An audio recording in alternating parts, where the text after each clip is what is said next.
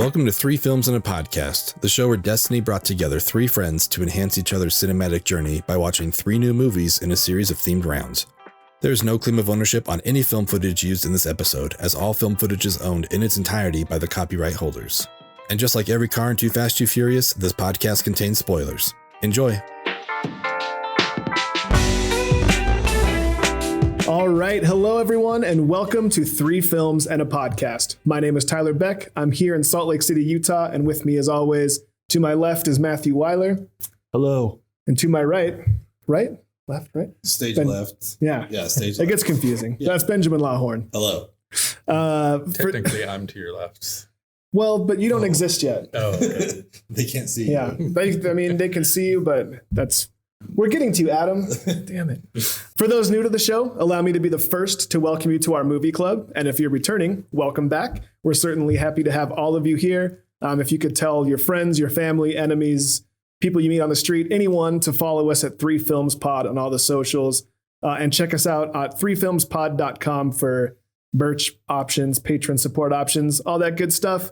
But before we go any further, I know he's dying to be introduced. The Podfather himself. If you've been following the show, you know him and you love him. This is Adam Palcher. Nice to be here again. It's becoming a bad habit, but I appreciate it. It's a good bad habit to have. Yeah. No. Thank you for having me, guys. Really appreciate it. Always fun. Dude, absolutely. Excited. Four of us in person. That's right.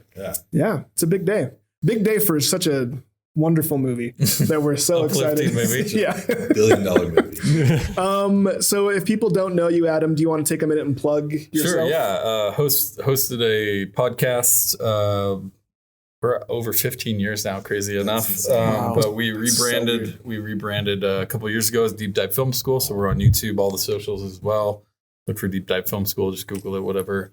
YouTube and Instagram are kind of the most active things that we do. But yeah, appreciate everyone. And I know we've had a few listeners come over and at least listen to a couple episodes and watch some. So yeah, appreciate everyone making the time. Totally. Well, that's what it's all about. And if you're watching or listening to this show and you like it, I hope you do. Chances are you're going to like this guy's pod too. He's a big inspiration for what we're doing. And just me personally in life. Yeah, it's always a pleasure to have you around. I'm glad to be that to you. That makes two of us. So this week's episode finds us at the beginning of a brand new round, and it's what we're calling our Second Chance Cinema Round, right? Is that the official? Yeah, I think that's what we ended up on. That's good. So what we're doing here is we're exploring movies that the three of us personally didn't love, but the world at large around us seems to love a lot more than we do. I guess in theory, the one that picked it doesn't love it. It just so happens that this episode, all three of us don't love this one. I don't know how you guys feel about Interstellar. I have not seen Greatest Showman. I really liked Interstellar. Yeah, so I feel like I'm going to be the lone wolf on Interstellar because it's just not for me. But yeah, it just so happens that this week. So I get to defend this movie by myself. Yeah, we have one defender here. We'll get into that in a minute. But yeah, it's like we're kind of think of this as sort of like the Unsung Gems round. But this time, instead of championing a movie that we like that doesn't get enough credit, we're trying to find the shine in the gem, I guess you could say, and figure out what it is that makes these movies tick and why people like them so much. So with that definition in mind for Second Chance Cinema, we're talking about my selection here, and there couldn't be a more appropriate second chance movie for the three of us. We're talking about the 2019 comic book crime drama Joker, starring our guy, Joaquin Phoenix, and directed by the same guy that directed Hangover 2, Todd Phillips. Thank you, Todd. Also the first Hangover. Specifically Hangover 2, though. I want that in everyone's mind as we're talking about this. The guy who shows up for the orgy in Old School. Hello. Yeah. I'm here for the gangbang. That guy. That's he directed this movie. He also, I think, sucks Amy Smart's toes in Road Trip. Does he? Oh, yeah, I think all these cameos. Yeah. All these clips. I think he actually directed that one as well. Oh, really? Yeah, that's right. He did. Yeah, I mean, he's directed a ton of fun stuff, a ton of stuff that I like. Lots of comedies. That was one thing that threw me off right at the beginning of this movie was like, what? Yeah. And I guess we could talk about this right now, or maybe we should do this in the segment that I didn't have written down for. We could sort of talk about the Todd Phillips of it all and what we think about Let's do it. His previous stuff and this. But So this movie, Joker, has an 8.4 star rating on IMDb, an 88% audience rating on Rotten Tomatoes, a slightly chillier but still favorable 68% critic rating on Rotten Tomatoes. Yes. It was nominated for Best Picture. Joaquin Phoenix took home the Oscar. Nominated for 4 Academy Awards. Right, and Joaquin won it for Best Actor. Broke box office records. Also, it comes highly recommended from people I love and respect, like Adam Palcher. It's a dark, gritty crime Batman story. And it's got all that going for it, and I can't do it. I can't do it. I think it broke the record for rated R movies.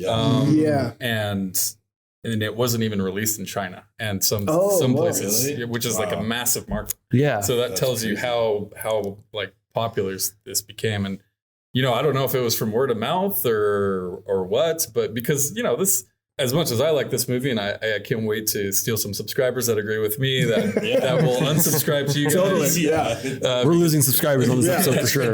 As we talk. No, but it's, you know, as much as I love this movie, I love super moody, dark shit. And like, give that to me over a lot of things most days. For sure. And so, you know, I grew up watching Tarantino, Scorsese, all these guys, Coen brothers. And not to say that Scorsese is probably the closest thing here, and obviously the closest, I would say, straight up plagiarism that happens here with Taxi Driver and you know, comedy. Yeah, King of Comedy, and just De Niro himself being in the movie, I think is right. So yeah, it's pretty interesting. So yeah, I'm the same way, man. Like we've known each other for a long time, and you've recommended a ton of movies, and I like darker stuff. Matt, you pointed out that every time I pick an unsung gem, it's something dark and it's always weird and disturbing. Totally. And so like, I like that stuff. And so to prep for this episode, I watched Taxi Driver for the first time and I watched King of Comedy for the first time. And I loved those movies. Absolutely loved them.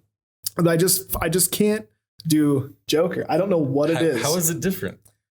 But that's also kind of my point. It's like, how is it different? I mean, to me, it's just like, yeah, we've seen this done better. You know what I mean? Like this movie's beautiful. Yeah, we talked about it on like a little pod, because this is actually one of the first movies we did when we started our movie club, and we watched it, we talked about it, and it's like, even when I explain my feelings on it, I don't understand why I don't like it. Because like, that's what I love the cinematography. I love Joaquin. Looks amazing. The score is amazing. Yeah. Mm-hmm. All the aspects are just like, don't care. So I haven't really heard any reasons though. Well, we'll get there. I feel like it's King of Comedy to me. Like I would rather. I think even a little pod I said that. Like if you want to watch Joker, watch King of Comedy. Yeah, okay, but Boogie Nights, you lay that over the top of Goodfellas. It's the exact same movie.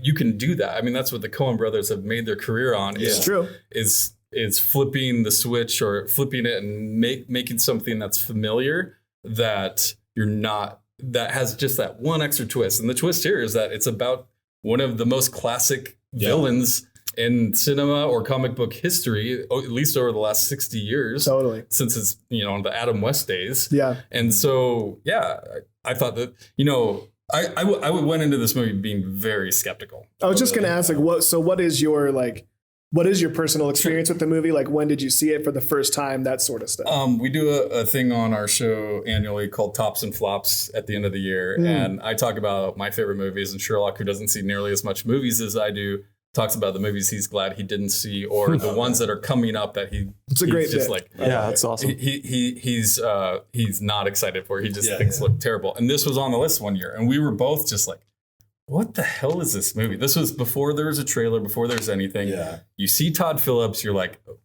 the director of The Hangover? Seriously. And then Joaquin, okay, I can kind of understand that. You know, like if anyone could, you know, at least try and match what Ledger did in Dark Knight, like it seems like Joaquin being such a character actor. Totally. He's probably the one person that could actually pull it off. Yeah. Mm-hmm. And they both ended up winning the Academy Award for playing Joker. So they ended up doing that. But I was also just like, DC, you suck.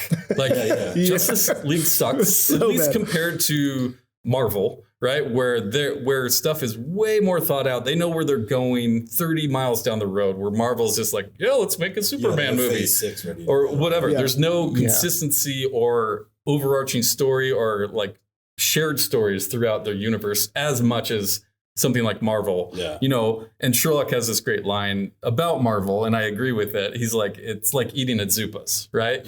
Which is like a soup and salad place here. It's like, it's fine. It's good. It's usually good. You're satisfied. It's whatever, and this movie came out 2009. We're in the midst of, 2019. Yeah. We're in the midst of Endgame, all of that shit happening. We're getting knocked over the head with Marvel movies left and right. Yeah. And to me, but still, I was just like, what are you doing, DC? Like, you haven't put anything out. Wonder Woman, the original one, was really good. Yeah. But other than that, I couldn't really name one other than, Nolan's version, that Warner Brothers did, which, was its own dark version.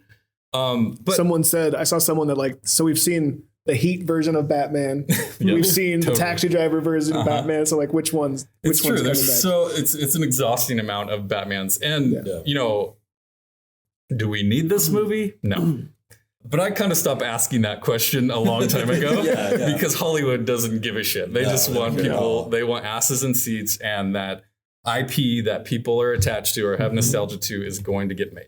Totally. But so in this midst of all of these superheroes movies, I saw the trailer. I was like, that actually looks pretty damn good. I was sold on the trailer. Kind of excited to see it. I was hyped. Didn't think they were going to go that way. And just the pieces, Mark Maron is in this. It's only for like a minute, but we didn't know that when we were looking. He's in it, and De Niro's in it. Like, what are you trying to do here? Like, I was totally confused. So basically, I had to be convinced that this was going to be good. Saw the trailer. I was like, okay, I'm going to give that a chance. Again, gotta forget, do we need this or not? I'm damn sure glad we have it now, though, because I think it's actually a really game changer of a superhero movie, because there's basically no action. Yeah. Right? It's a character piece. And I'm a huge sucker for an origin story. Yeah. And if you're thinking about, and it really doesn't matter, the origin story, most origin stories are really fascinating because you want to see, where did that guy come from? Why is he like that, or her like that, or whatever, Black Widow, whatever. You get that origin story in her recent movie. Right. And so I'm a huge sucker for that. I think that's always, it's always intriguing to find that out, even something, I think they're coming out with like Pennywise origin story, the clown from It. Oh yeah. They're coming out for that. It's just like, so you want to see where these people come from. So I don't know, this movie, obviously you feel bad for him to a degree, as opposed to the Ledger Joker, that's more kind of a sadistic clown that, and the Joker mentality overall is really fascinating and fun to watch anyways, because it's that unpredictable person that you don't know what they're going to do next. For sure. Yeah. And, looking at Ledger in Dark Knight, it's not about the money ever, right? He slides down that big mountain of money, turns it up, doesn't give a shit. He just wants to see the world burn. Yeah. Right.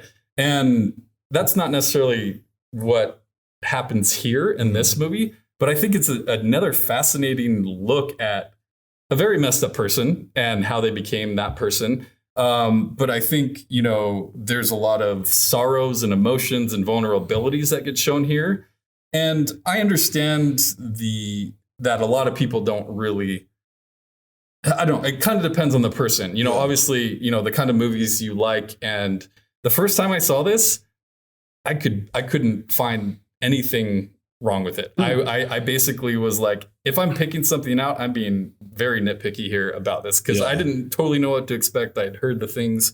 But when you feel something for a character, whether they're good or bad, whether it's someone suffering from mental illness or the dehumanization effects of capitalism or whatever it is, right? Like, there's a lot of things going on. And they wrote this movie in, I think, 2017. So none of the Black Lives Matter stuff had happened at this point, but it happened very soon after this came out. And so a lot of the themes, even though they didn't mean to, start becoming relevant. It's an interesting parallel for sure. But I think a lot of people have issues with the anti-hero, right? I mean, a lot of people want to have things explained to them or don't want to root for the bad guy, right? they don't want to root for someone that they think is disgusting. Well, I think that's true. And I wrote this in the document. I think that's true to an extent. It's true for me in this specific movie. I was watching it. This is my third time watching it. And I really want to like this movie. I should like this movie. It checks all my boxes. But I think really what it comes down to is I just don't want to feel bad for the fucking Joker. You know what I mean? But before he was the Joker, he was Arthur, right? Right, but I think so. He wasn't the Joker. Yeah, this is him becoming the Joker. I'm realizing that it's like a me problem, right? I don't want to have to feel bad for the person that turns into the Joker because I love Batman and I want to see Batman win the day, and I don't want to feel bad for who ends up becoming the Joker. Of course, I feel bad for Arthur. He's in a shitty spot. He is much in the same way that Travis Bickle is in Taxi Driver and whatever the hell his name is. Just not racist. King of the Comedy. Yeah. He's marginalized. He's slipping through the cracks. He's being, beaten down by a system that couldn't care less about him. Mm-hmm. And those are all terrible things and things I feel bad about as a person trying to live in this society with some privilege. Why can't we have a modern version of Taxi Driver? I think we totally can, but I think for me personally, it's because of the tie to the specific character and my preconceived notions of what that character is. The thing I appreciate most about the Heath Ledger Joker is that we don't know where he comes from and we don't know his motivations, and he has no motivations, but we can clearly see Arthur's motivations. And I think that's fine for a character piece. But for me, for this specific villain, I just don't want it. I just don't want that. And I feel like, I feel like we are just beat over the head with this is a sick man the whole movie. Yeah. And you get that in Taxi Driver and King of Comedy. I just watched these this week, but to me, it was just more subtle, and I don't know. It landed subtle in Joker or more subtle in the Scorsese movies. Yeah. So, I mean, with movies like these, and it's no secret, I'm not a huge fan of the let's sympathize with the bad guy stories. So that's already going against it just for my personal preference. Yeah. I think they can tell interesting stories, and I don't hate all of them. I think where this one, first of all, I think the success of this movie primarily comes from the IP. It's a Joker movie. People saw what Ledger did with Joker. This is coming off of a lackluster appearance from Jared Leto as Joker. Yeah, oh, that's right. So I mean, there's something intriguing about the character. This one is interesting, and this isn't necessarily a knock on it because I think some people could argue that this makes it better. But the only thing that makes this an origin story is name dropping Gotham and the Waynes. Yeah. And calling him Joker. Right. You take away those titles and all of a sudden it's just a crime movie that's interesting, similar to King of Comedy. And that works for it, I think. But as an origin story, it's okay, so this is the Joker that's going to, eventually fight Batman. And to your point, Tyler, I think there's a big difference between Ledger's Joker, where it's okay, he wants to see the world burn, and so Batman needs to stop him, and I don't feel bad at all. Right. To this guy's had it rough. Yeah, we're gonna watch Batman beat this guy up. I'm gonna feel like an asshole. This guy has a problem. That's my problem with the fucking movie. Interesting. And that's a me problem. I understand that, but sorry. No, but yeah, yes, we need our local vigilante to stop this crazy man, but this guy has been beaten up several times. He suffers from this. This guy needs help. Totally. Yeah. I mean, not to get too political, but it's a pretty good allegory for the defund the police movement, right? Sure. I mean, it definitely rises to, hating rich people and all that stuff. Yeah. His first victims were in that subway and they're just rich white Wall Street guys. The Wall Street Wayne dudes. Don't you approve? One who keeps tearing around and one who can move. Where are the clouds?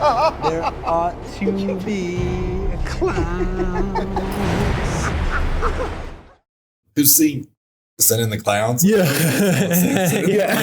Sorry. They're not cultured. But this is as much as they're, I'm not sure if you're finished yet, but I mean, we can go where you're going. Okay, cool. I just, I read a lot of reviews because I wanted to see the people who hated this, and a lot of critics did hate it, even though the audience scores are high on it or whatever. And, the constant criticism is what I read anyways was that it basically doesn't know what kind of movie it wants to be, or it can't have it can't have its cake and eat it too. That was kind of the two things that I took away from all of the things. And I get that to a degree. I think the cake and eat it too part is that like, oh, you're playing off of kind of what you're saying. You're playing off this Batman thing, and this is a standalone movie. There's no sequels. We know there's not going to be any sequels. It's just his origin story. And technically, we've already seen all of the sequels. Totally. if we're being honest. Yeah. So we don't need those necessarily. Yeah. But Right. the new Batman that Robert Pattinson's never going to be in a movie with Joaquin, at least from what Todd Phillips says. Yeah. So, Which I actually would like that. Because I did like, I would too. I actually like it's funny, after everything I've said, I like the version of the Joker that we end up getting when he becomes Joker. Yeah. It's just that how we got there. I just don't like how we got there. I feel like you feel bad for him, but he also does some pretty horrific shit in this movie. Of course, but it's that the framing of it is like, I guess for me, the simple fix could be, rather than it being someone with a problem that's identifiable and that is diagnosed and presumably treatable, but he's just slipping through the cracks of society. Mm-hmm. If it would have been more of a like, we don't know what the fuck is wrong with this guy. If it was more, I guess, comic booky, you know what I mean? It could have still been a mental illness issue. It still could have been, he's trying to be treated, but I guess I just want there to be some actual real evil in my comic book villain. Yeah, and I think like Joker's an insane person. Like all of Batman's villains are insane. Like it's not a prison, it's an asylum. It is but they're not the type of insane that you can fix with some pills from the or we're not used to like sort of like Penguin origin story pretty soon. Yeah. Are they just going to call it Cobblepot? One thing that I felt like succeeded with King of Comedy in contrast to this one was I never felt like I was on De Niro's side in King of Comedy. Right. I could relate to some degree of his frustrations with climbing that ladder. Sure. And but this movie's making you feel like you need to feel bad for the Joker. Right. Yeah. And so I feel like a fix is maybe not going so hard on trying to feel bad for Joaquin Phoenix. Mm-hmm. Yeah. Like if he plays it more like De Niro, where it's annoying the audience almost. Yeah. He definitely plays it up, and that's what you're going to get, I guess, when you get Joaquin. Yes. So good. And I also wonder, like, especially, again, I think people want an explanation for actions, especially when you inspire revolution inside of the movie. However, mistakenly that revolution was created. I think personally that a lot of that stuff wasn't necessarily his fault. Gotham was already boiling. Right. Yeah. Mm-hmm. He was like, I guess I just love movies that force you the audience to question them and what's real, what's not. And that's another thing here is, we don't know exactly what's real and what's actually in his head. He stopped taking his meds, and that's when he starts, obviously in the subway, he gets a taste for where to place his anger. Right. Because in previous scenes, someone makes fun of him or beats him up, he just goes, kicks the trash cans outside. Smashes and his head. Hits his head. Yeah.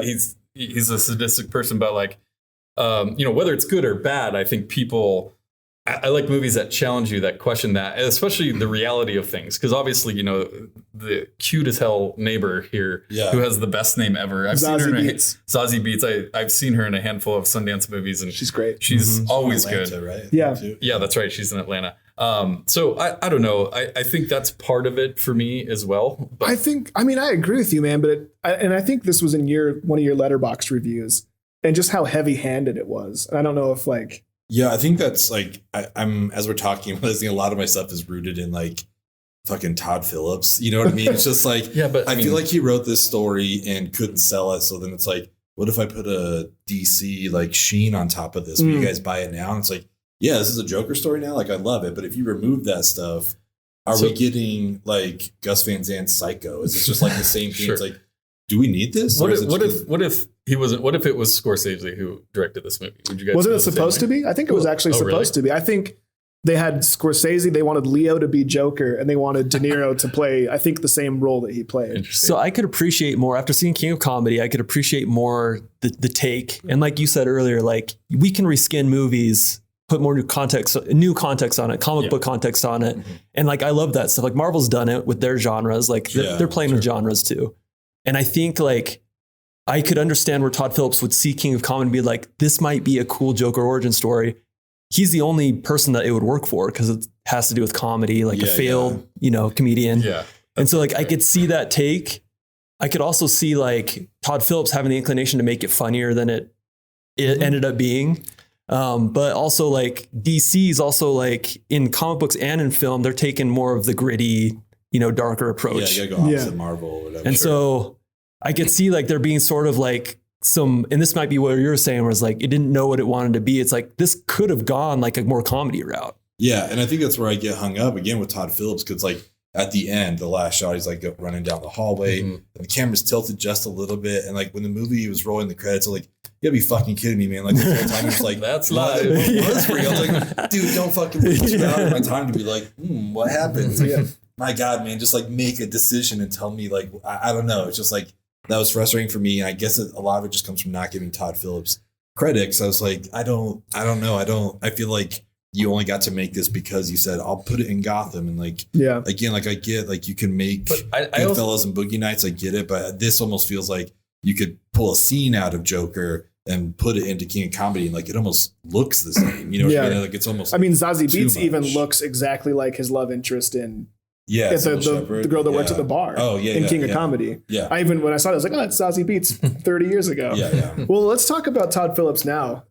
Because I could see it. Like there's some stuff in The Hangover, like his movies, like his bigger budget movies like The Hangover and whatnot. There's some good stuff in there cinematically. Like there's some stuff that looks really good. It looks great. The camera movement, all that stuff. And he can create, there's even moments of action in The Hangover. Like there was pieces of different movies that Todd Phillips has made that I was like, okay, I could see it, because we've seen other directors jump around genres and do different stuff. You can't paint directors into a corner that just because they made a comedy, they can't. Yeah, we're not all one thing. Yeah. Yeah. I think it's someone like Danny Boyle. Yeah. Like he does a variety of, he's never made the same movie twice. But he's also never made Road Trip. You know what I mean? Like, I always that's a good put him a little bit higher. Whereas like the most advanced thing I think Todd Phillips has done is Hangover. And then he also tried to repeat that with Hangover 2 and 3. And it's like, this guy finds something that he likes and like, let's just do it one more time. And that's where I think a lot of it comes from. Like, I agree. Same with James Gunn. Like, you wouldn't think that. That's a good example. It's my favorite. Like his Guardians, I love it. But that's an example for me where it's like, I think you could remove the Marvel title and that's still a really good. There's a lot more action going on to distract you. You're not concentrating on one character who's going through this horrible shit. Yeah. And tragedy versus. Well, did you guys see Peacemaker? So it's great. And it's obviously made by James Gunn. Yeah. And it's about a character that is sort of an anti-hero. He has a troubled past. He's like a sympathetic character that the world inside the world that he lives in the movie thinks he's an asshole and a piece of shit, but you kind of see, so like James Gunn is a perfect example of someone that if they made Joker, I'd probably like it, because it was another one of your reviews. And I know that you stole this from another review, but it just seemed like we're just watching like the cover band version of Taxi Driver. Yeah. And I think, and as soon as I read that, I was like, that's 100% right, because this is like when we used to play in a cover band, we could sound like those bands technically, but like we're not those bands, and it's not the same thing, and it's not as good. What I'm hearing, but it can be fun. Is that you guys have no problem with how the movie is made? It's just how it made you feel, because all the aspects are. Yeah, I mean, it's beautiful. It's great to listen to. Joaquin. Acting's amazing. The sound, I think that's accurate. Yeah, I think it's accurate. And I don't have a problem with going to dark places, but it's just like, who's taking me there, right? Like, who's got the flashlight? And if Todd Phillips has the flashlight, I'm a little nervous. So, a long time ago, Charlie Chaplin talked about tragedy versus comedy.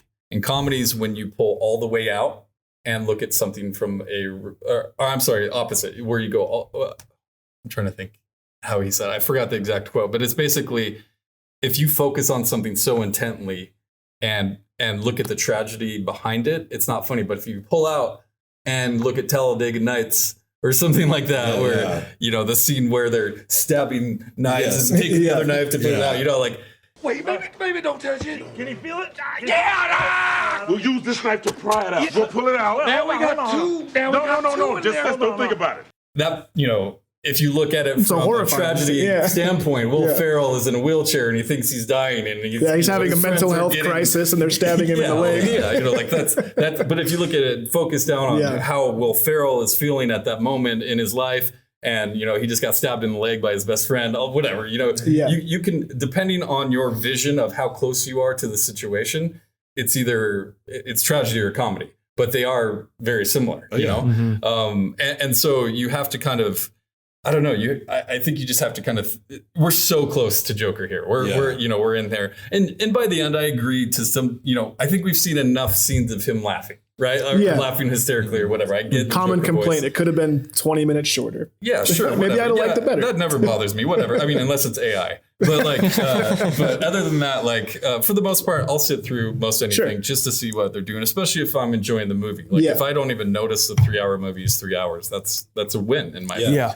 So I don't know, I do. There's some certain aspects and a certain new history that they create with this origin story that to me were the most exciting parts of the movie. That's fair. I think a lot of mine is just, I can't lie. A lot of it's just in the reception of it too. I feel like the people that are enjoying it and connecting to Joker are not the people that should be seeing this movie. They're like, oh, I love that. There's guy. the whole Great. incel side of it. Where it's like, this is not good. Like, I'm not one to say like you shouldn't make movies like this get made and whatever, but it's just like, man, there's a lot of people picking up the wrong message from this movie, and I don't like that. And I think also, again, it's just the creativity thing of just like, this isn't $1 billion movie if you just like wipe away the Detective Comics of it all, And that's like, so I know that's like kind of my jaded response too. I didn't feel that way like right when I saw it, like because I couldn't because of like the week it came out, But after that, I just felt like, I think I've seen a version of these movies before. I don't know why we have this one, and maybe that's just where I need to separate. Like, do we need this? And that's kind of where it's coming from. It's like Todd Phillips deserves this fucking like, making this. Like, it's not. I don't know. It is what it is, and I'm glad we're having this discussion because like it's shedding some new light on it. But it still just kind of feels like. I don't know that I need this. Yeah. One thing that this rewatch helped me do is, and watching King of Comedy, which is a great recommendation. I hadn't seen it before. It helped me, I guess, see what Todd Phillips was trying to do. Whereas before it was like, okay, Todd Phillips is just trying to, be gritty, be edgy. Yeah. And like, for me, that's not my cup of tea. So I don't like the movie. But after seeing like sort of where the inspiration comes from, I could appreciate what he was trying to do. I feel like this is way more ambitious than it needed to be, in my opinion. I don't know like what went into it. So I appreciate that aspect of it. I also appreciated looking into like reading into some of the interviews regarding it. And like, he was pretty disappointed at like how many incels like clung to the movie. Yeah. And also, but also like the people who were kind of accusatory of the movie for trying to go that direction when they were not like, that was not a message they were trying to make, which isn't, sometimes like it doesn't matter if the message is made that, they don't have control over how it's received. Sure. But it was a relief to me that he didn't like double down on defending that side of it. True. Yeah, that's good. Yeah, I back to the Todd Phillips part too. I actually thought there's a few. When I saw it the first time in the theater, I laughed out loud at 2 parts, and maybe it's just my sixth sense of humor. But the scene where his mom's in the hospital and he runs into the door of the exit door. Yeah. For some reason, I'm like, what? Like he's being interviewed by the cops, and he's just like kind of pushing him aside, and he's like, is that like a bit? Like, what do you think? Is that part of your act? Yeah. And but that was so random, but I totally laughed out loud. Yeah. This condition of yours, the laughing, is it real? Some sort of clown thing. A clown thing? Yeah. I mean, it's part of your act. What do you think? And then the other one, this was a sickening part, but still I laughed at it, was when his 2 clown job friends come over and he murders one in the eyeball, but he locks the door and the midget guy can't reach it. Yeah. And I'm like, that's like horrifying and hilarious at the same time if you're that guy. Yeah. Not hilarious to him, but from an audience perspective and what they're trying to do, like just like he's in this situation. He just witnessed this horrible murder. This poor guy, but they're both very dramatic scenes. He can't reach. He can't reach, and he's trapped, and he doesn't know if he's going to live or not. And there's a moment where he basically says, "You were the only one who was ever nice to me." And it totally reminded me of Steve Buscemi and Billy Madison, where he puts the lipstick on. Like, exactly. I'm crossing you off my list. You're good. Yeah. Those two are really funny. I did like that. Like, so there is some humor in here, even though it's a pretty dark movie. But that also makes me question: is this a director that didn't know what he wanted, or is this just kind of the balance of the flow of the performance of Joaquin? Yeah, because apparently there's like so many takes because he did so many things in so many different ways throughout this. And it was all Joaquin wanting to do it until he got it right. And so there's just hundreds of takes.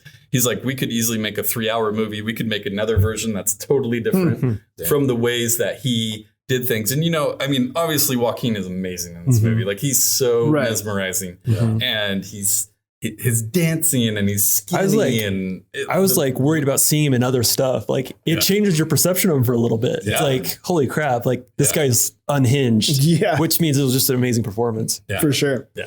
I mean, he shines. And I don't know. I mean, when a movie's just about one guy and it's Joaquin, it's hard to, I don't know. I mean, I've rarely seen anything of. Yeah, we talked about that with You Were Never Really Here. He's just the kind of guy. It's like that was like my inner battle. The same thing you said, where it's like, we're getting a Joker movie. I'm like, all right. I'm Todd Phillips. Like, what the fuck? Joaquin is like, what the fuck? Like, I love Joaquin. I'm on board for everything here. It's like, why is this guy doing it? Like, it was very confusing. I think I'm discovering I just have a problem with Todd Phillips. That's what it seems like. Yeah, it must be. Dude, Joaquin's got to have the most movies where he's like in it like 95% of it. Yeah, because he's got like Her. He's got that one. That one that just can't come on. He's like in like everything. You Were Never Really Here. Yeah, he's a peripheral character in Space Camp. So there's that. That's true. Yeah, that is true. Space Camp. He's also in Parenthood, if you remember that. I'm just thinking of his childhood movies. And his brother was a huge inspiration to him, and showed him Raging Bull. And that's really like what got him into acting. So another influence for this movie. Now he's acting with one of his favorite actors. So pretty awesome. And apparently there was a little bit of friction on set between the two of them. I was reading in the IMDb trivia. But I saw that too. I think it was in rehearsal because. De Niro wants to reherse and Joaquin doesn't. He's just like, just let it come kind of thing, which I get it. But like these modern actors. Everyone knows Bobby's old school. Yeah, and that's fine. And I think everything ended up being just fine. Oh, totally. But I did just read that. Egos clashing. Sure. I love reading about like Jared Leto being wheelchaired to the bathroom on the set of Morbius. De Niro would have killed. Just like, no, I'm not doing this ever. No, but another funny thing in this movie that I thought was like a Todd Phillips ism was on the paper when he's taking notes at the comedy club. He writes like, I can't remember what it says, but like, sexy jokes are always fun. That's right. Yeah, he's just watching the guys like, and watching the crowd and how they're reacting. It's really fun, and the whole side of him being a comedian is fascinating, and that's the king of comedy part, obviously. But like, it's so painful to watch him on stage to the point where I was like, is this like an Andy Kaufman thing that he's trying to do, where it's just like he's trying to be weird and that's his act or whatever, and. I hated school as a kid. My mother would say, "You should enjoy it. One day you'll have to work for a living." No, I won't, Ma. I'm gonna be a comedian.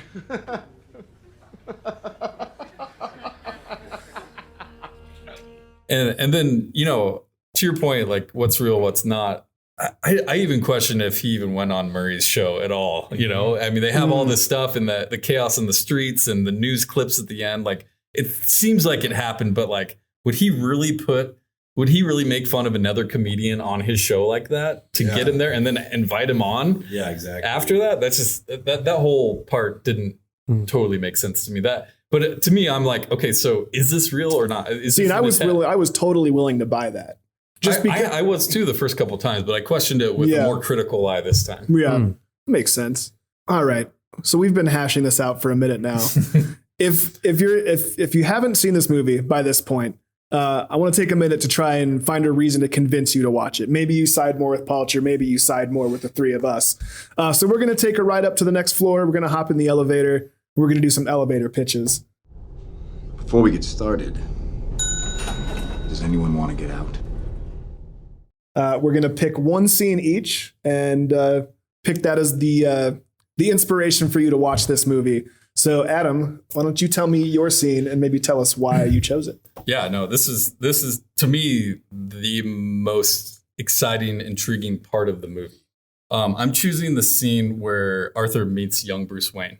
Okay, yeah. And the only time we get to see Batman, which was another one of my nitpicks. And Alfred's there too. Because I just want to see Batman in a Batman for sure. movie. But anyways, and not necessarily because the scene's amazing, though the context is fascinating. Yeah. But to me, this new history of his origin story, because there's the Killing Joke is kind of the animated version of Joker's origin story, but there hadn't really been a written version. At least, I'm not like some comic book guy, like, so there may be out there, but like, and maybe this part is in a comic book somewhere, but like, to me, when you're thinking about the Batman universe, this idea that they're potentially brothers blew my mind. I was just like, holy shit, it all makes sense now. Like I had a come to Jesus moment where I was just like, that's his motive. There's his motive now. Right.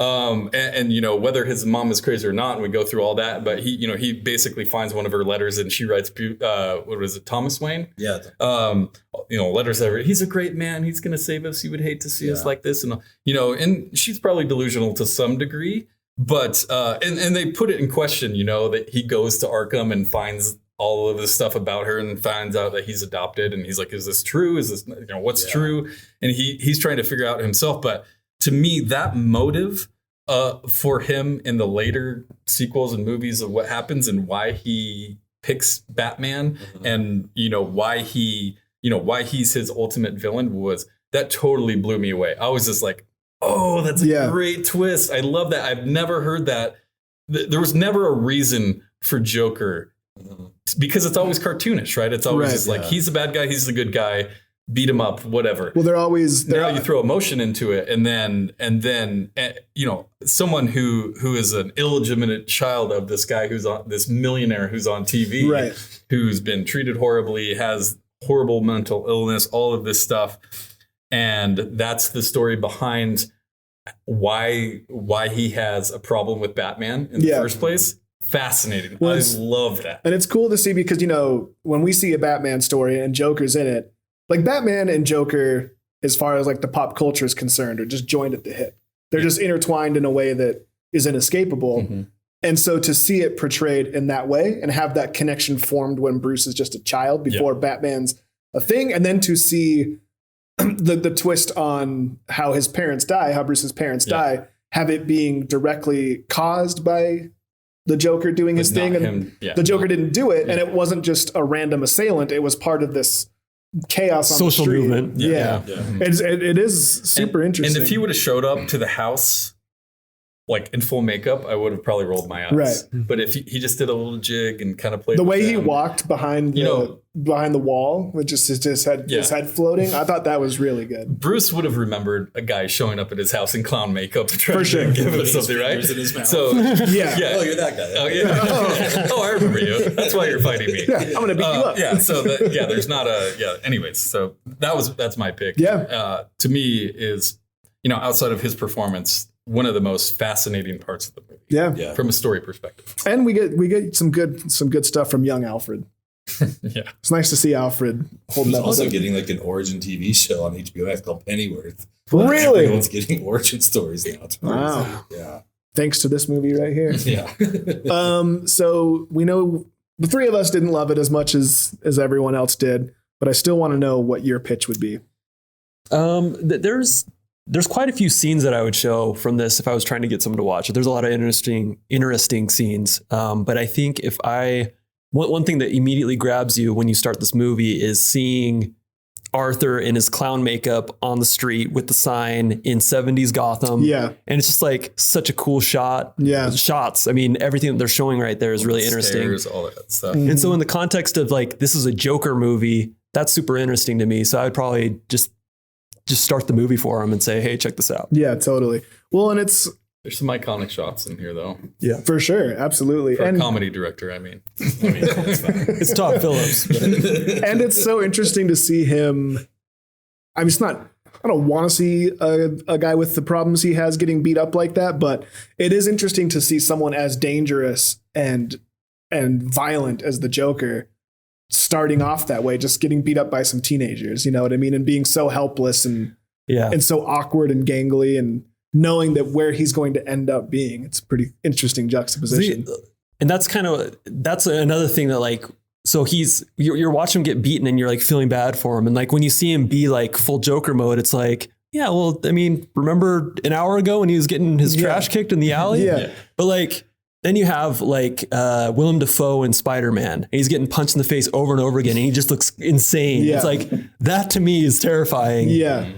And this, like, I see Joker get beaten up like by Batman. It's like, well, come on, Bruce needs to understand where Arthur's coming from, where his big brother Arthur is coming from. Yeah, that's right, bro. Yeah, exactly. The Wayne's brothers. Yeah, I guess Joker's never really like a physical threat, you know, in any of these movies. It's all just kind of just the chaos, the mental aspect of it. Yeah. Mm-hmm. Well, and furthering what you said about like the way that Gotham looked at the time, it was like that's another thing about Todd Phillips particularly. Like I'm thinking specifically again of The Hangover.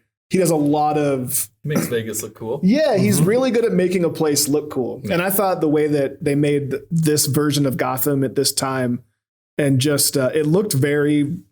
You know, it looked New York. It's it's certainly New York, and you know, it very well. It felt like you were actually there in the. Was it the 70s or the 80s when this is taking place? Late 70s, early 80s. I thought I read 80s. Yeah. Regardless, it looked like we had archival footage of Joker. You know, like I thought that was pretty cool. I mean, as far as the shots go, that kind of influenced my elevator pitch too, because my favorite shot of the whole movie is like the drone shot of the train heading into Gotham. We get that like really wide shot. It's like it's symmetrical, it's beautiful. I love it. And then we go into the train when he's like talking to the kid, like making faces, and the lady's like, "Don't talk to my son." That's a great scene. That is a great scene. That's actually would be a really good one too. So that would be mine, because that was like I was still in. I think at that point when I was watching it and then seeing the card, I was like, "Oh, this is a really interesting way to explain the laugh." Like he doesn't think it's funny. Right. This is him like when he's stressed out, nervous, whatever. You know, like that's like his coping mechanism. And he has a card that's been like worn out. Like, you can see so good. Time. Lots of fingerprints on that card. Yeah, so I like that a lot. So he suffers from pseudo-Bublar effect, which results in uncontrollable episodes of hysterical laughter. Okay, which is a real thing apparently. Yeah, but like that scene on the bus it would probably be my second scene if I had to choose one, because you know, how bad would anyone feel after yelling at someone and they're like, "I'm sorry, I have a disorder." Yeah, exactly. Like how still that lady, I think also was just like, what the fuck? Like it's just it's a weird she's like thing. Public buses, god damn it. Yeah, exactly. It's same like in the nightclub when he's nervous to like start his routine and he's just laughing and no one knows this. And there's like, what is this guy doing? Like, so I like that because it to me helped explain like, okay, this is kind of where the Joker side of it is coming from. I like seeing how awkward he is around other people. You know, that kind of helps explain that as well. How much of like a loner he is. So that was probably my favorite scene. I love that scene too. I am ambivalent about his condition. On one hand, I do like love that take. Like it's kind of like The Man Who Laughs, where he's like forced to smile. Yeah. And like, you know, we've seen the Joker with the carved smile into his face. This is kind of that version of that, right? Like he's not trying to laugh. It's just like part of who he is. But at the same time, it's like, okay, so he's not just evil. He has a mental illness, and he's not just laughing because he thinks something's funny. He has a condition. So it's like copping him out to the audience. It's like the Joker to me is like laughing because he thinks this horrible thing is hilarious. Yeah. Yeah. Whereas this, it's like, well, he might think it's funny, or it might just be his condition kicking in. That's right now. Yeah. Yeah, exactly. I mean, that's again what's like, real again. Right? Going back to like the Ledger Joker too, where it's just like seems pretty clear in his chaotic like intent. You know, it's just like I just want to see this place burn. That's it. You know, and I'm curious, I guess, where they're going to go in Joker 2, because like I still don't know. We're getting another one of these fucking things? Yeah. They have no, it's a standalone movie. I mean, if they are, it's not going to be with Joaquin. I thought they had signed on to do a sequel for Joker too. Oh, I haven't seen that. Well, let me Google quietly in the background. Yeah, so I'm curious to see. That was one thing though that I think I said after the first one was this could be an interesting origin story. Oh, it's rumored. I thought Todd Phillips, I thought someone had confirmed that they were doing it, but anyways, I think this could be an interesting origin story for the Joker that we know now, being inspired by this Joaquin Joker. So they're closer in age. Who's with the next Bruce. Joker? Yeah. Yeah, exactly. So it's kind of leading to I think that person would be like, oh, I loved watching everything burn down. I want to recreate that. I was inspired by this guy who's in Arkham now, whatever. So which I think is a take they made in the comic books recently. Oh, did they? So that might be a direction they go. I don't know, but that'd be interesting. Yeah, I don't know. Well, it's rumored, so we'll see. Again, you heard it here first. Ben's breaking news. Greenlit officially. If only you had that kind of power, I would abuse it so much. Well, so I don't normally pick spoilery scenes for my elevator pitches. Never. But I'm going to break that rule, that unwritten rule today. In large part because it's my favorite moment in the movie. And also I like to highlight how dumb I am publicly on the show. So I would pick the scene where we realize that his relationship with his neighbor was all in his head. Yeah. Because the first time watching it, I'll admit I didn't understand that. And it was in the moment, I'm like, it's not that I didn't buy their relationship, but I was just like, I mean, she doesn't know him. She's by herself. There's a guy down the hall that seems nice. She doesn't know this crazy shit about him. Maybe she fell for him and feels bad for him. Who knows? It's not as good as it gets. Jack Nicholson, Ellen Hunt. Right. It's come on. It wasn't. But you do see hot chicks with these grease dudes. It's and it's just it's proximity. She's got a lot going on. Sure. She's he's down the hall. He's nice enough. It's fine. Sure. And then I could imagine being in a new relationship and their mom goes to the hospital. You'd probably okay, fuck, I'll go to the hospital. It's a good reveal. And you still don't know all that stuff. And then when we first get that reveal, I was blown away. And that was the first time watching it. I was still in on the movie up till this point. I don't know what point it switched for me because I just loved that moment. And I thought it was his rain-soaked hair and just that whole that whole 5 minutes around that sequence, I thought was really good. And seeing all the flashbacks, her screaming, I was like, "Oh, this was not happening." Yeah, right. Where he goes into her apartment. Yeah, exactly. And he's like, "I had a bad day." Please. I had a bad day. Can I call someone? Is your mother home? Oh, okay. Oh my God. All right. That makes a lot more sense now. Yep. That was probably my favorite scene in the whole movie. So, but it's very spoilery. Enjoyed this whole discussion is watching Adam shake his head every time, we're explaining stuff, and he's like, "You guys should love this movie." I'm telling you, I want to love this movie. We all love this movie. Yeah, you're my favorite scene, the best part. So I'm not kidding when I say it's amazing. Before I turned it on this time, I was like, okay, this is going to be the time I'm going to love it now. I was like, this was going to be the time. Some movies are like that. Yeah. And honestly, Interstellar, you talked about it earlier. That was one for me where I didn't love it the first time, but after I watched it a few times, absolutely. I'm really that was honestly my idea behind this round. Is I feel like I need to give Interstellar another shot because I have liked everything else other than his very first one, that following one. But I love everything else Nolan does. Mm-hmm. This has Anne Hathaway in it. I should be on board for this. This is your movie, And I just remember walking out of it with my dad. I was like, I was not into that at all. That was not my thing. But no. We'll talk about it in 2 weeks. Stay tuned. So Lord knows I love the Apollonia Award. Yeah.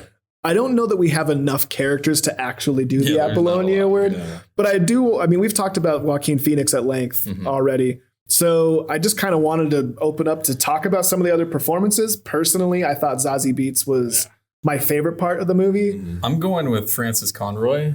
Okay. One, because 6 Feet Under is one of my all-time favorite TV shows. Yeah. But him being his mom, I think even though she's not in it a ton, her role in his life is super important, right? Totally. Especially with how he turned up and why he is the way he is. And how, he's still living with his mom, he gives her baths and stuff, so like, she fucked him up as much as anyone. Yeah. And so her character to me is super fascinating. Yeah. I honestly wish we had more time with her.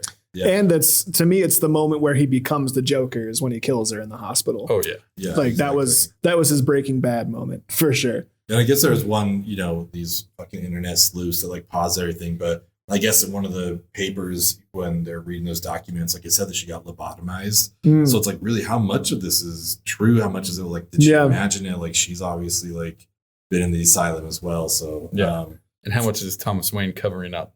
Yeah. And I think that's one thing I wanted to, and I also wanted that in the Batman is like, make Thomas Wayne a bad guy. Like, let's just like make him be a bad guy. I would love to see that angle. It's hard to have a bad guy in this movie when your main character is the Joker. Yeah, exactly. De Niro is like the one that I kind of come up with just because I like seeing the full circle nature of it. As much as I'm complaining about how it's a carbon copy of King of Comedy, it's cool to see him playing the Jerry Lewis role now. Yeah.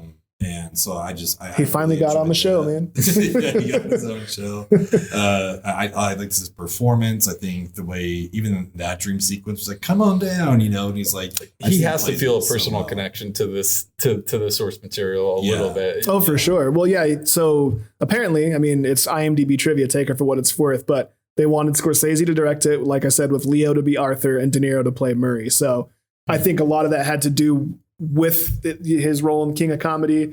Todd Phillips has quoted that those two plus Raging Bull were like the main influences for this movie. So I can't imagine. I just imagine De Niro was just all in to do this role for sure. I would watch his talk show. Yeah. I think it's interesting too that at the very first time we meet Murray, we get him in the crowd and he brings him out and he's like, that was great. And it almost seems like he's like a father figure to him. Obviously, again, didn't probably happen. Yeah. Well, it definitely didn't happen. But just that, he doesn't have a father figure. And then all of that kind of gets readjusted to Thomas Wayne for a minute. But by the end scene, it definitely goes back to Murray. Yeah, exactly. Totally. Yeah. Who did you have slated here? I put De Niro as well. Yeah.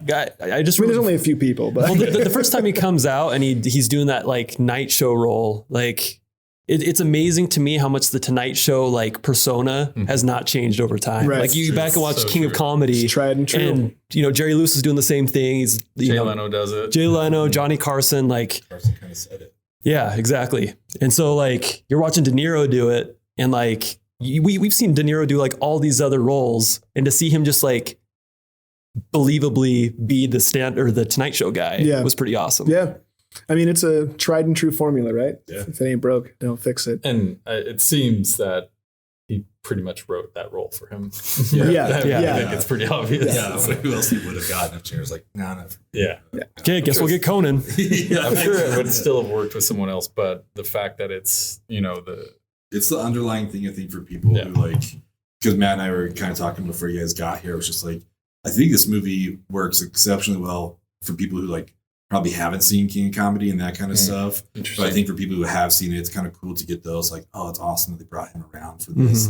Because there is obviously that kind of like tie in there, subtly or not, I wanted to shout out one more person. I'm terrible with names. Oh, Brian Tyree Henry. He's he's the clerk, also in the hospital from Atlanta also. Sure. I really love that dude. And I thought, I really liked just the small moment that he had in there. He was very believable as the warm-hearted clerk, I liked him a lot. Real stretch for him. He almost felt like too big for that small. Yeah, I thought so. Distracting. Almost. Same with Marin. Job, but I was just like, Marin, like why are you even in this? Like, and I get it, and he did a great job, but that part of it was like, man, this is like either make this role a little bit bigger, or I don't know. Yeah, he was awesome. I love Brian Tyree Henry. So. Best part of Eternals. Oh, sorry. Great stuff on the pod here. Falling apart, drinking water. For you, so yeah. All right. Well, I think it's about time to head to the drive-in double feature. Sponsored by? The patron saint of the podcast, Adam Driver. I just had sex. I'm about to eat nachos. It's the greatest moment of my life. He gets mad if we go past an hour and we haven't visited his double feature yet, so it's about time. Yeah, it's in his contract. It's in his contract. He's a scary guy. You don't want to upset him. So I'm curious, what other movie would you pair this with? Which would go first? Which would go second? Reasons, all that good stuff. Podfather, you're up first.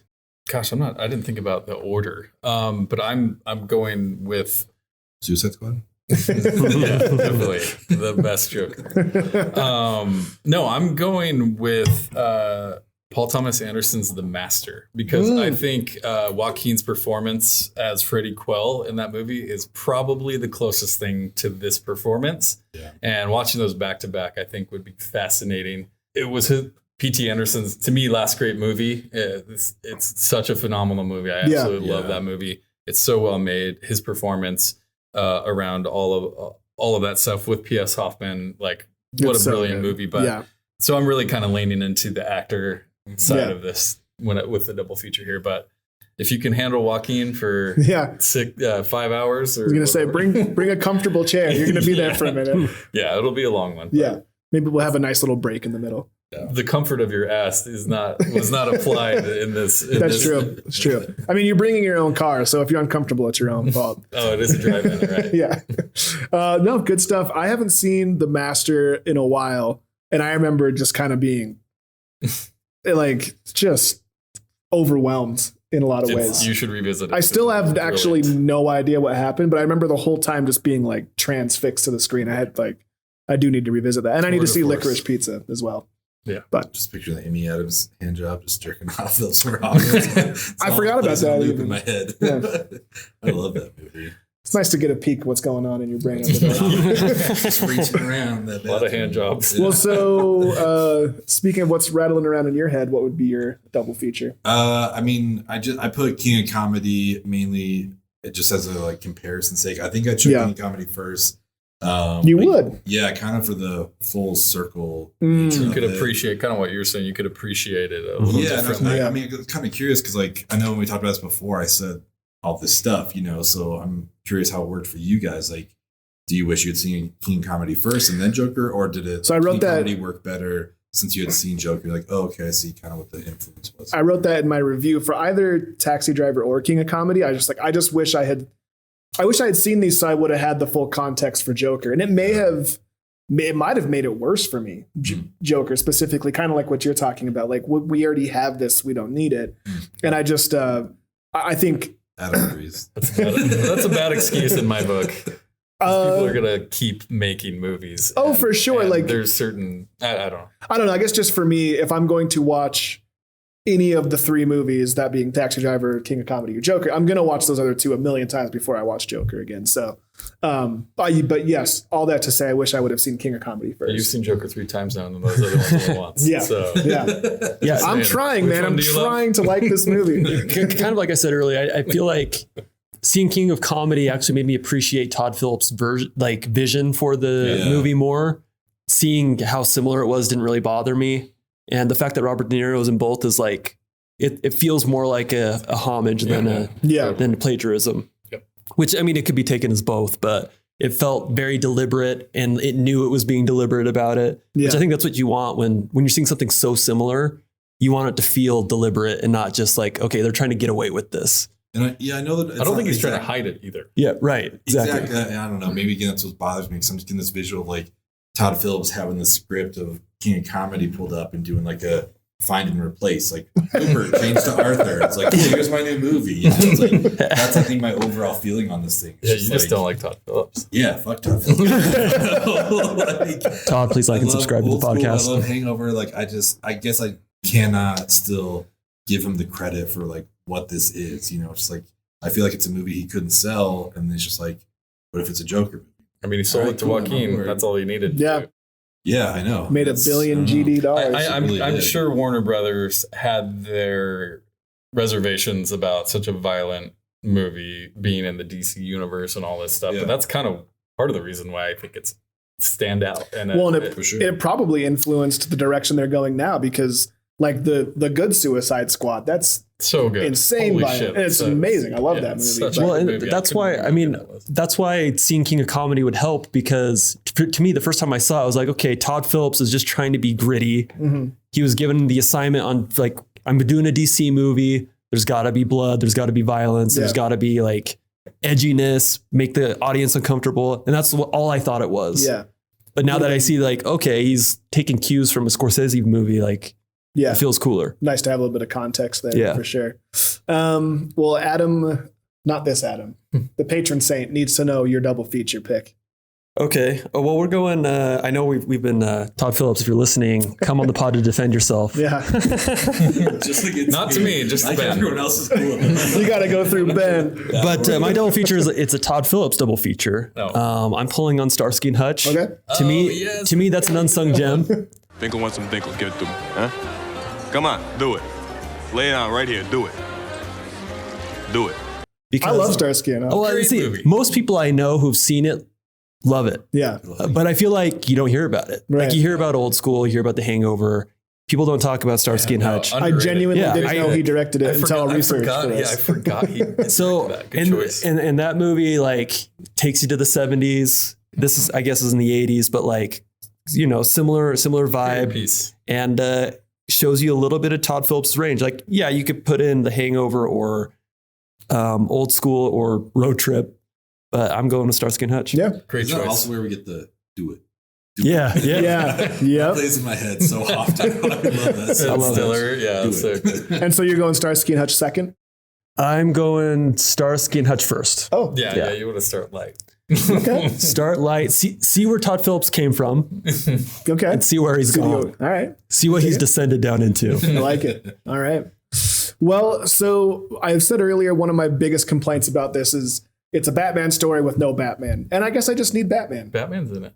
He's a little kid. Sure, right? But that's like Anakin Skywalker being a little kid. Right, that's not Darth fucking Vader. But I just need Batman in my life, and I didn't.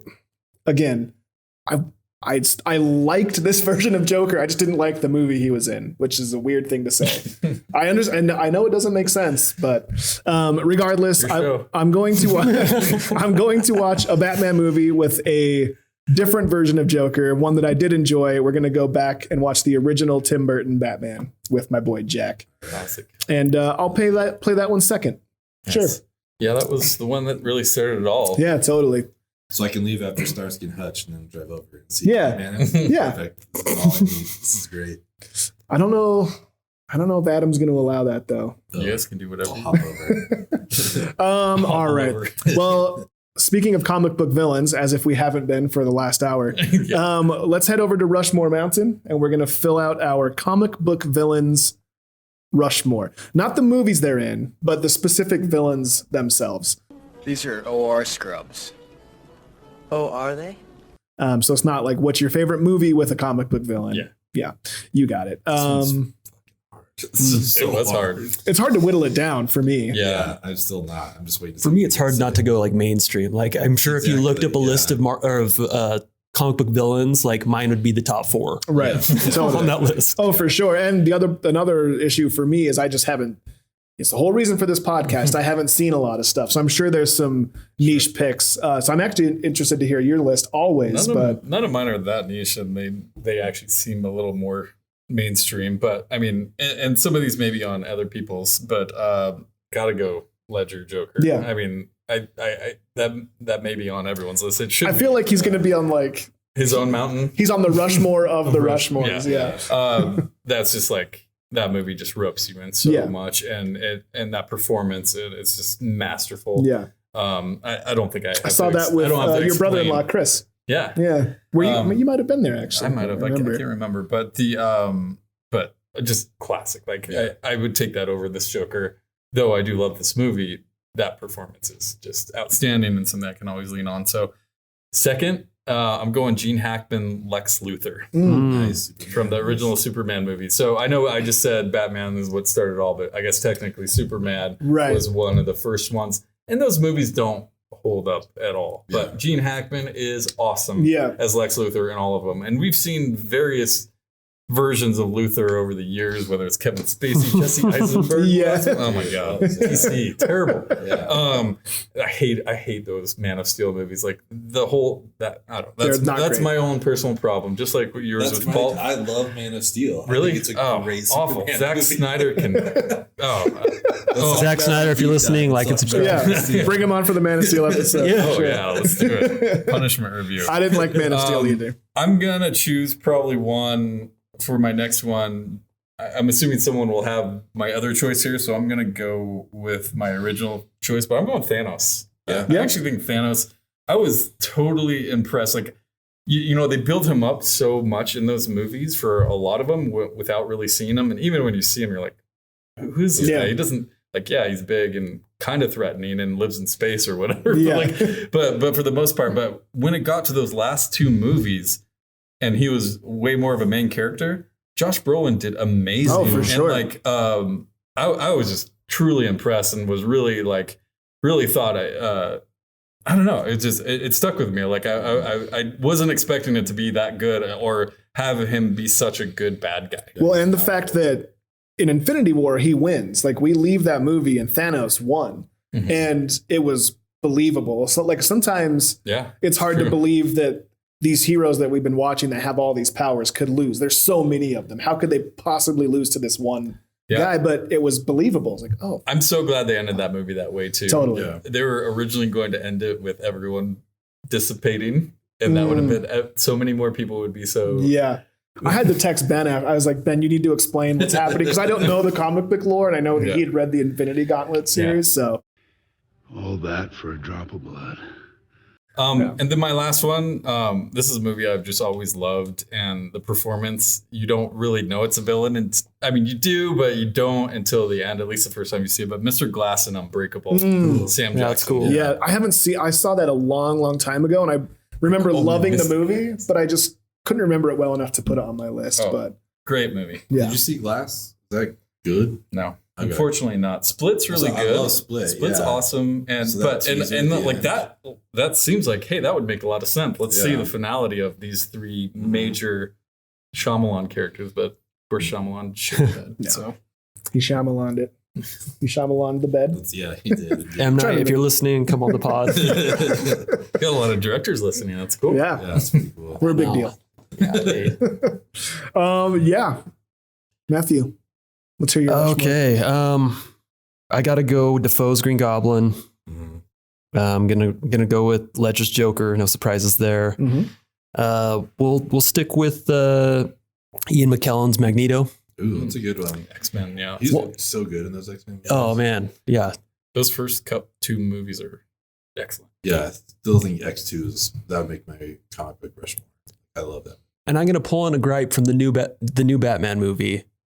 I thought it was just kind of weird that they're trying to play the Batman and the Joker in the cell as like a Magneto Professor Xavier type relationship, where it's like, have a look at these files. That's true, yeah. Magneto cell though, that plastic one. Like, I know, it's so cool. Yeah, the floating cell. Yeah, it's awesome. Yeah, and then I had written down someone, and it was mainly because I like the character. He hasn't been given justice in the cinematic universe yet. Hopefully that's going to change soon. But I had put Dr. Doom down, but I mean, he's not great yet in any version. We've got to be getting him in the MCU, right? Oh yeah, with the Fantastic Four. Yeah, for sure. But he's just so iconic that I wanted him on my list. But anyways, I'm going to take a more alternative route, and I'm going to go with the Yellow Man from Sin City. Oh, okay. Oh, that's good. Oh my gosh, that's a great choice. Yeah, love Sin City. Movie. Nice. Yeah, another one I haven't seen well enough. I don't even remember that he's in it. So, but I have seen it, and I did like that movie. But Lord knows how bad my memory is. And so do our listeners. Yeah, by now, for sure.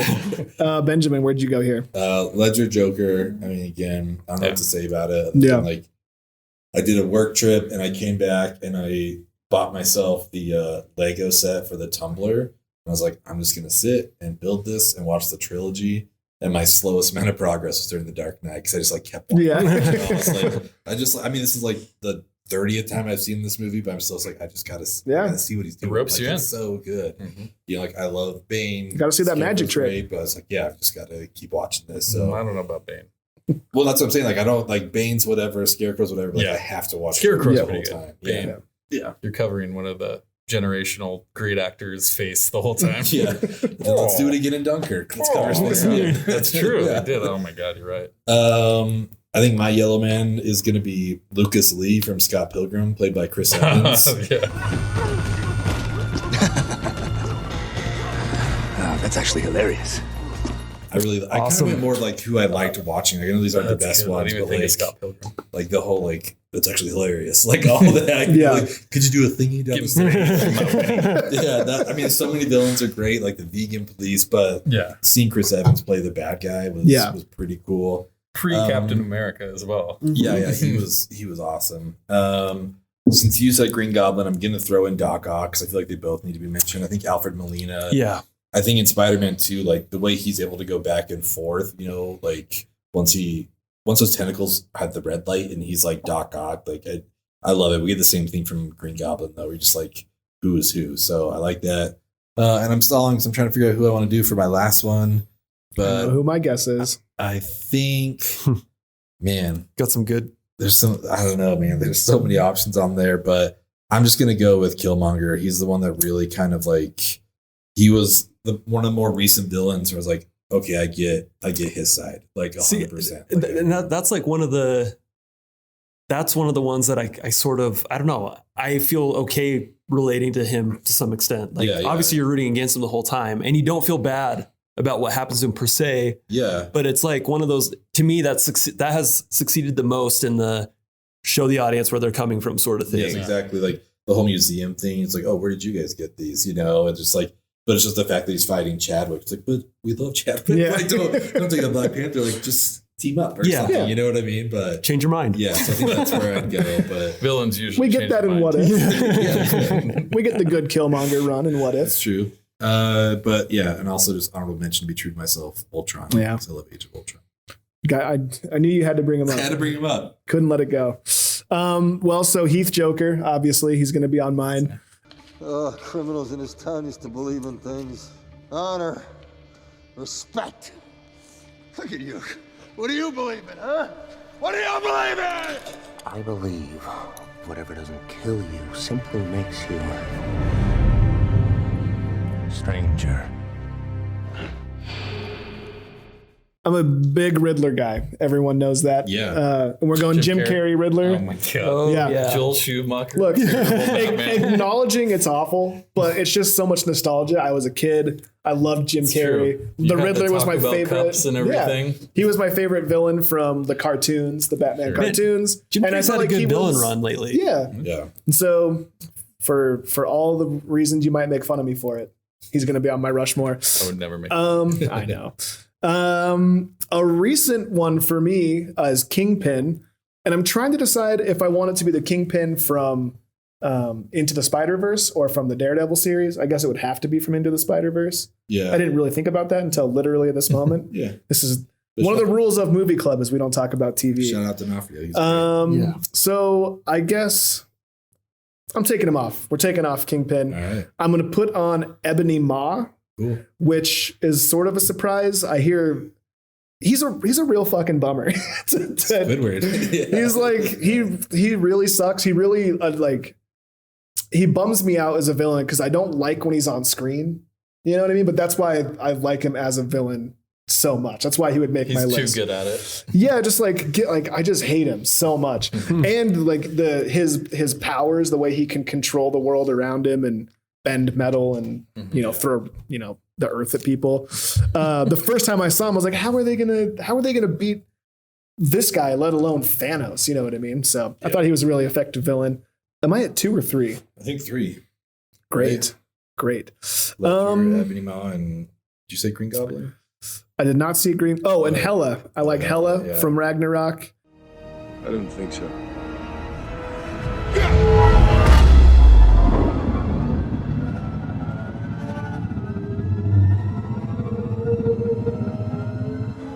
It's not possible. Darling, you have no idea what's possible.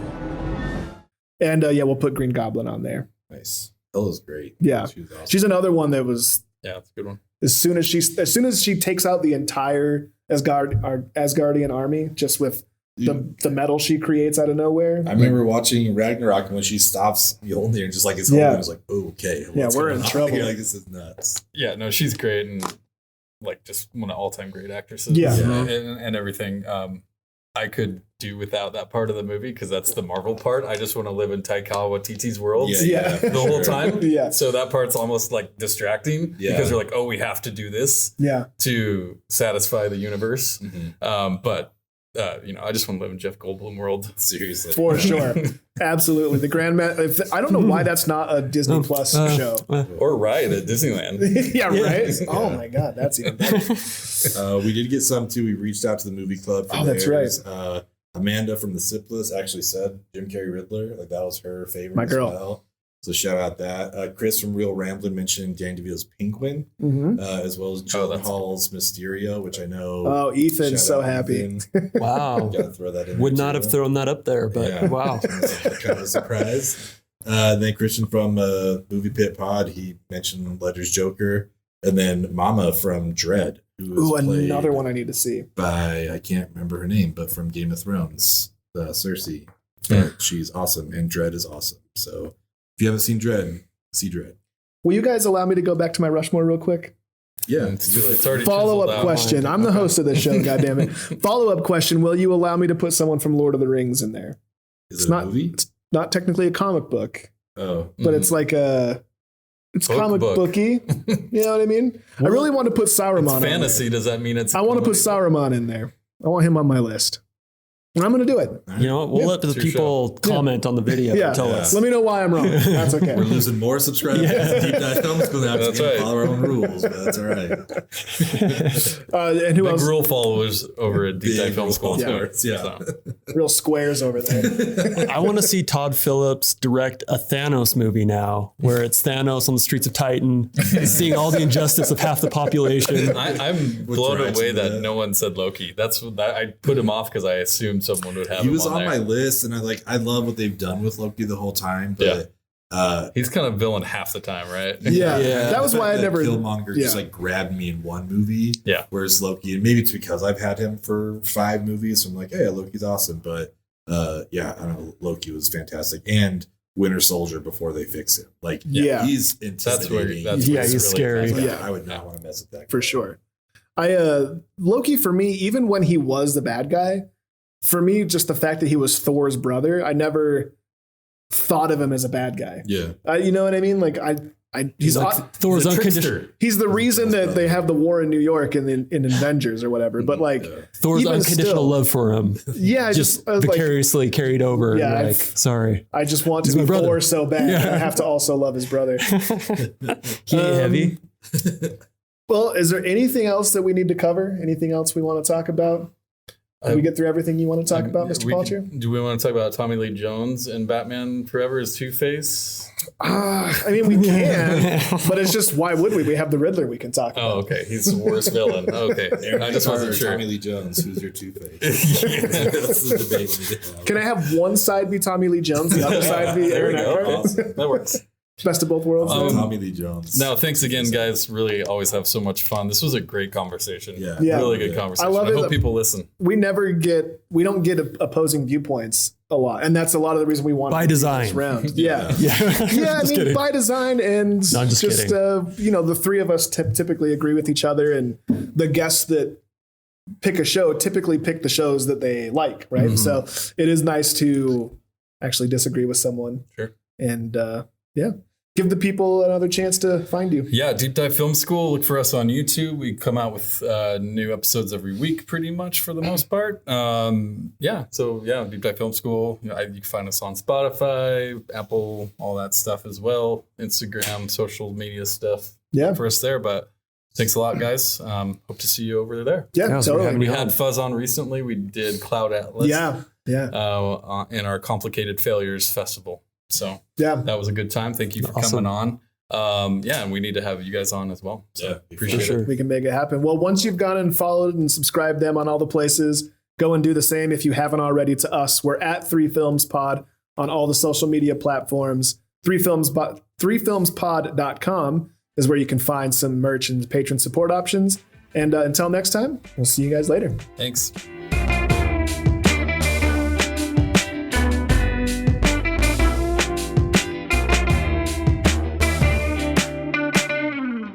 Loki has him under some kind of spell, along with one of ours. I want to know why Loki let us take him.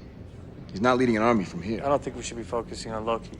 That guy's brain is a bag full of cats. You could smell crazy on him. Have care how you speak. Loki is beyond reason, but he is of Asgard. And he is my brother. He killed 80 people in 2 days. He's adopted.